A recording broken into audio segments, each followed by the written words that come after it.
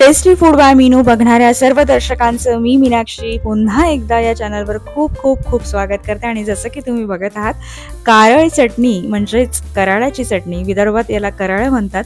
तर ही चटणी तुमच्यासाठी आज आणलेली आहे आणि नायकर सीड असं सुद्धा याला इंग्लिशमध्ये म्हटलं जातं. अतिशय पौष्टिक गुणकारी अशी ही चटणी आहे आणि हृदयरोगाच्या संबंधित आजारावर सुद्धा उपयोगी आपलं कारळ असतं. त्यानंतर आपल्या जर एखादी जखम आपल्या शरीरावर झाली असेल तर त्या संदर्भात सुद्धा, म्हणजे घाव जर असेल तर ते जखम लवकर भरण्यासाठी सुद्धा कारळ मदत करतं. त्यानंतर आपली पाचनशक्ती सुधारण्यास सुद्धा, बद्धकोष्ठामध्ये सुद्धा कारळ हे उपयोगी असतं. तर अतिशय गुणकारी आणि पौष्टिक अशी ही कारळ चटणी, बरेच जण याला गरम गरम भातावर घेऊन सुद्धा खातात आणि खूप छान लागते. नुसतं भातावर ही चटणी घ्यायची आणि तेल घ्यायचं, अतिशय छान लागते. तर ही चटणी कशी बनवतात ते आता आपण बघणार आहोत. आणि बरेच जण विदर्भात तर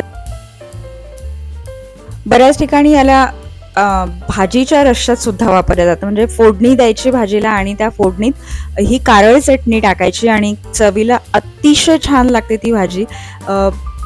विदर्भात वाशिम डिस्ट्रिक्ट आहे आणि तिथल्या जे खेडेपाडे आहेत जवळपासचे, त्या ठिकाणी मी बऱ्याच ठिकाणी असं पाहिलं आहे की भाजीमध्ये रस्सा घट्ट करायचा असेल किंवा छान रस्सा बनवायचा असेल तर मग या कारळ चटणीचा उपयोग करतात आणि खरंच खूप अप्रतिम भाजी लागते ती चटणी टाकल्यानंतर. तर अशी ही कारळ चटणी आता पाहूया आपण. तर सुरुवातीला तुम्ही बघितलं आहेच की मी अगदी 1 टेबलस्पून जिरं घेतलेलं आहे आणि ते आपण भाजून घेतलेलं आहे आणि ते भाजणं झाल्यावर आपण त्यात टाकलंय 1 वाटी कारळ.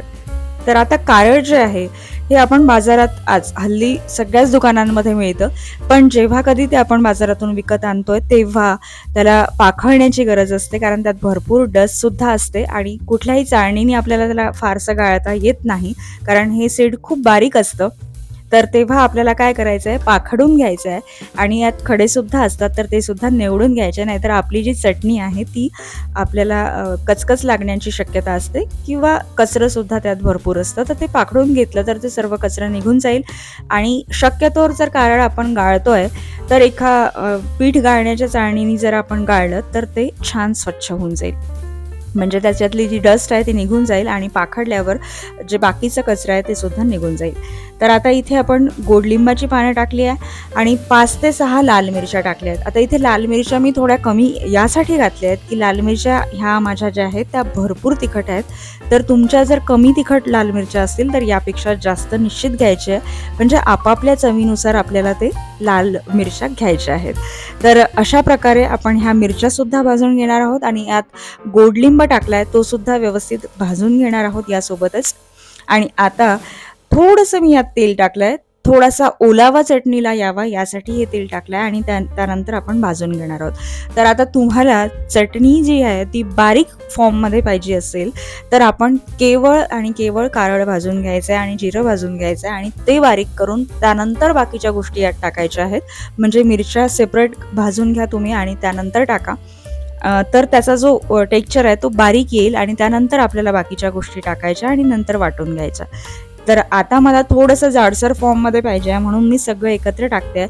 तर इथे मी लसूण सुद्धा टाकला आहे. लसूण कुठल्याही चटणीत खूप छान लागतो, महत्त्वाची भूमिका बजावतो.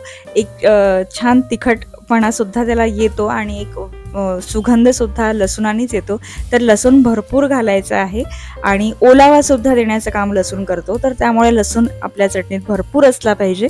आणि आता लसूण घातल्यानंतर मी थोडंसं कश्मीरी लाल तिखट टाकलं आहे आणि मीठ सुद्धा टाकलेलं आहे. चवीनुसार मीठ घालायचं आहे. कश्मीरी लाल तिखट आपण फक्त कलर येण्यासाठी टाकतोय. आणि आता हे आपण छान बारीक वाटून घेणार आहोत. तर तुम्हाला मी मगाच सांगितलं की जर तुम्हाला बारीक टेक्स्चर हवं असेल तर ते तुम्ही कारळ जे आहे ते आधी वेगळं भाजायचं आणि सगळ्या गोष्टी वेगवेगळ्या भाजून मग यात घालायच्या. तर ही जी जाडसर फॉर्ममधली चटणी आहे ही माझी तयार झालेली आहे. मी ही छान थोडीशी जाडसर अशी वाटलेली आहे. तुम्ही सुद्धा इतकी जी पौष्टिक चटणी आहे ती नक्की करून बघा आणि चवीला अप्रतिम लागते. तुम्ही भाताबरोबर खा किंवा भाजीच्या रश्श्यात सुद्धा टाकू शकता, छान लागते. करून पहा. आवडल्यास लाईक, शेअर आणि कमेंट करायला विसरू नका.